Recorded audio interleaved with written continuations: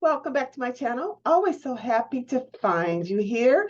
I do upload on Mondays and Thursdays. So when you subscribe, and you should, and set your notification alert on, you will be notified when I have uploaded new content for your view. And of course, my pleasure, and it is my pleasure. I am today, I am today addressing the issue of Jeopardy, the show Jeopardy, which is in jeopardy once again for the, let me see, one, two, three, the fourth time since Alex Trebek, who hosted from 1984. So, sometimes a person can make a difference in a position, in your life, in your home, in your development, in your company. Alex Trebek, who passed away in November of 2020. So he had hosted Jeopardy from 1984. The show has been in Jeopardy ever since. And it's in it now. And I do want to address what it's in Jeopardy now, then, because I remember at the time myself seeing this particular story happen and being actually very offended by it. Very much so. Very much so. So having said that, I'm sure if you're watching the news or paying attention to it, you probably are familiar with what I am going to be addressing today.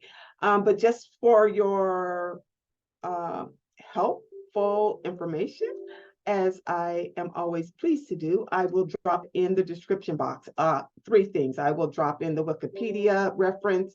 I will drop in the prior uploads that I did on this last year from Mike Richards, their former executive producer, and I will load a reference to what's in the news today, which particularly MSNBC was one that I thought was very well written. So having said that, so here's the story.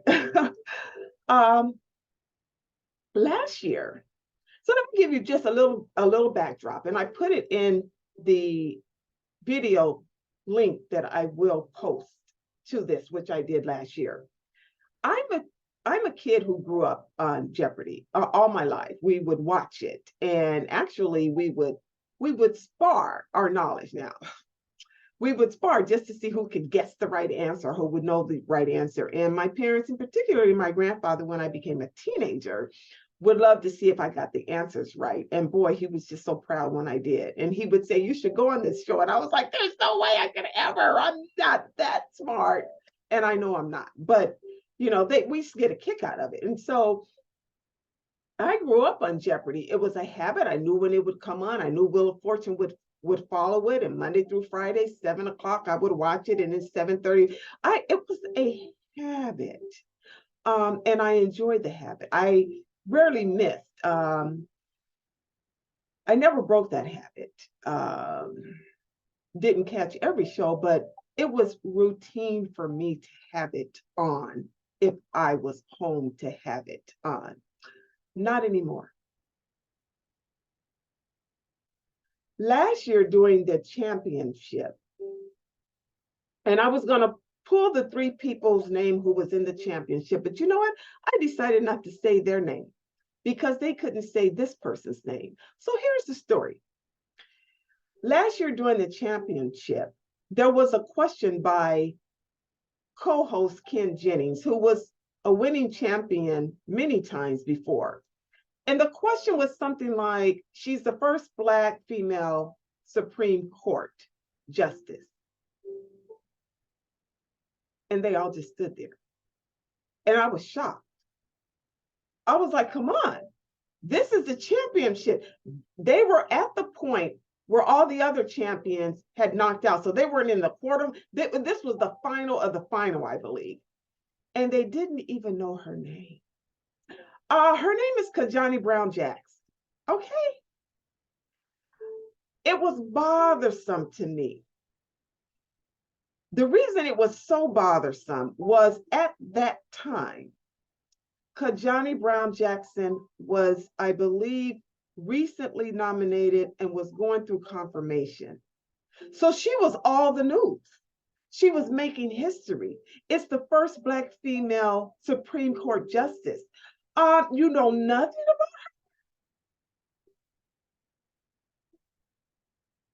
you.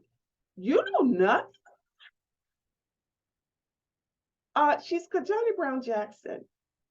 She's born September 4th, 1970.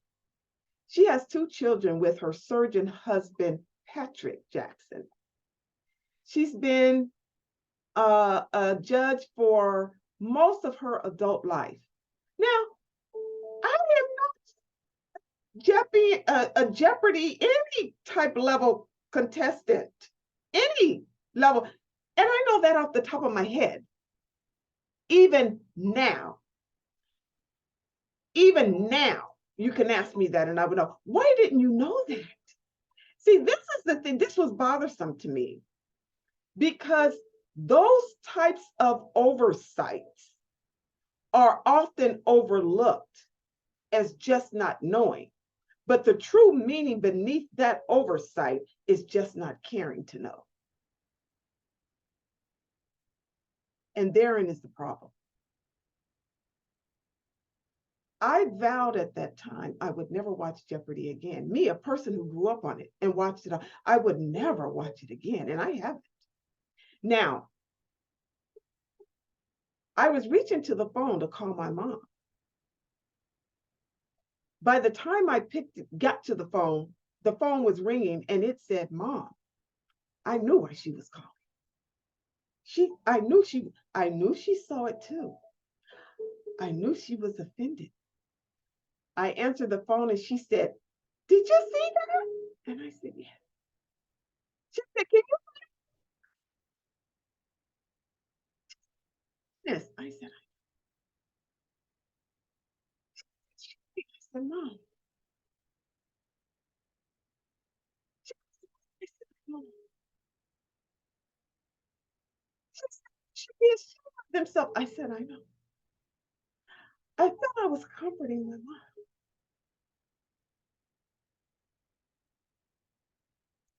Because here's a woman who grew up during a time when she could see some things. And those things that she could see, she wanted to shelter them from us, but they still exist. It is a silent sense of your nobodyism. I dare not use the R word because I'm trying to rise above the R word. What else is it?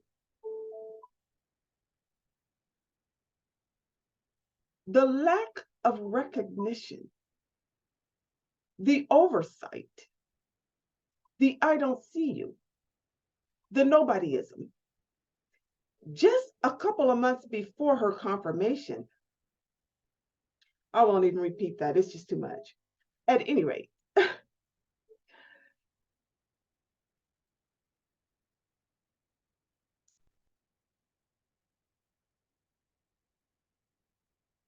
I know and understand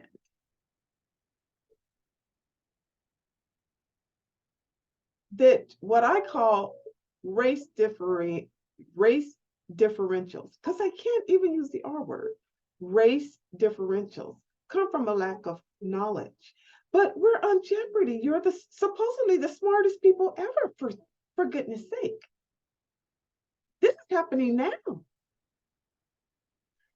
It's not history, it's happening now. And you don't know her name? Well, this is insulting. This is not seeing the person in the room. This is how I am speaking now. I am saying what it feels like. And that even us in our Black heritage has learned to overlook an oversight that should be addressed and not oversighted again. It's a double negative. Now today, on The View, has nothing to do with this, but it helped me. Today on The View, I heard Whoopi Goldberg say about people pushing for change and saying that everything is not a protest, everything is not a demand, everything is not, but there are various different ways to use your voice or your influence or your